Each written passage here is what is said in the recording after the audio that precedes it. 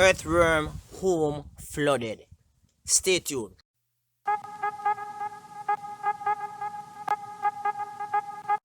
Okay, hi everybody, welcome again to another episode of Fish Keeping Jamaica. Welcome to my channel. Okay, so I shared with you a few shows ago that I have practically some earthworms in one of my ponds, right? Right, and these earthworms are hermaphrodites. That means I just need one to actually start a colony. Male and female, they lay eggs, and eventually these eggs will end up into earthworm culture. Well, if you say that, culture, right? Now, I cleaned this system recently, and I realized that it needs cleaning again. It's a tilapia pond box filter. What has happened is that because the tilapia is growing so huge, what I find is that the mess from the tilapia, or should I say the waste from the tilapia, is practically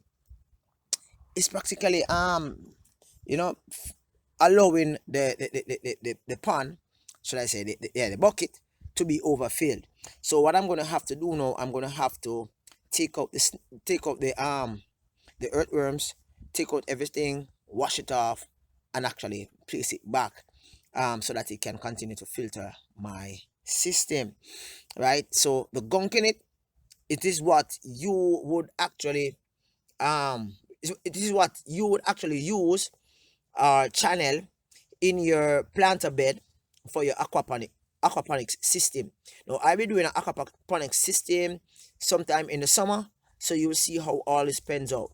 Now all the nutrients in which the earthworm actually consume in the bucket filtration system, that will be in the planter bed, and the whatever I plant, whether it be peppers, tomatoes, whatever it is, right, the root would actually be able to extract these nutrients and actually help me help the bed to be to bring forth what do you call it, fruits, vegetables, you know goods, right? So I am actually gonna be cleaning out this, right? Because it's whenever the water do enter in from the pond through via the pump, and the pump will actually pump the water through a hose and it comes up here. You have actually seen how it works, right? What happened is that the water comes all the way up here, drowning out the home for the earthworms. As a result of that, the earthworms are now on the sponge that is used as a, what I call it, is a mechanical type of filtration system. So you find that although earthworms live in muddy spaces, but they will be they won't survive being immersed in water. So therefore there should be a space, solid space, for them to actually move around, although it's muddy and it looks slimy and all that, but they need that space so that they can actually survive. So I'm gonna actually be doing that now.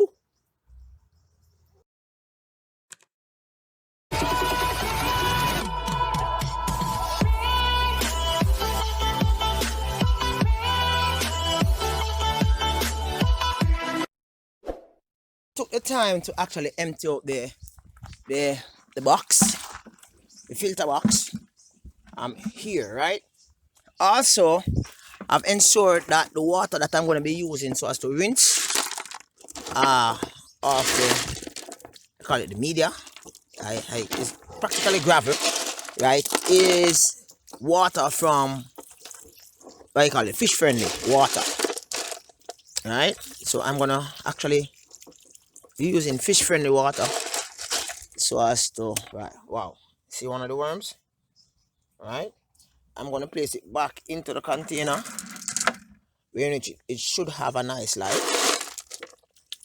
Chances are I'm gonna lose some worm eggs, but right now the emphasis is just to ensure that water can actually flow through the system, which is not really what's happening right now. So I'm not washing it off like one time I would do, like last time. I rinsed it off and I took out all the all the little stuff in it. The emphasis right now, here's another is another earthworm. Alright, I am going to be placing this earthworm. Yeah, it's a little bit difficult to get underwater, and they are trying to run away from me. Ain't gonna work, buddy. Alright.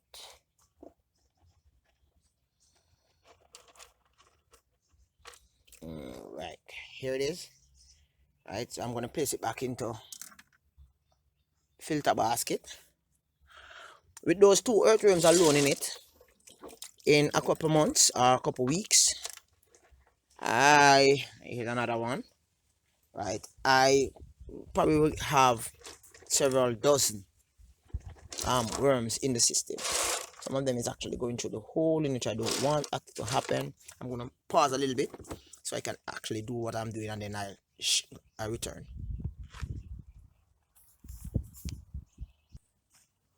What I love about my bucket filter is that not only does it serve as a medium filter in my tilapia pond or any of my ponds at all, but it also serves as a space for my earthworms to actually live in, right? And should in case any do escape out of the filtration box or over the filter media, it actually falls into the pond itself, and the fish will have a good meal, right? But at the same time, I have actually always been trying to ensure that I have a clean bucket filter, and also I have opportunity for more earthworms to be within my system. So I actually did a 80% water change on this system today, and hopefully the flow of the water within this box will actually improve. After much time spent actually sorting out the bucket filter, it is now back in operation, and I can see where the water flow has actually, it's not where I want it to be because of the size of the pump.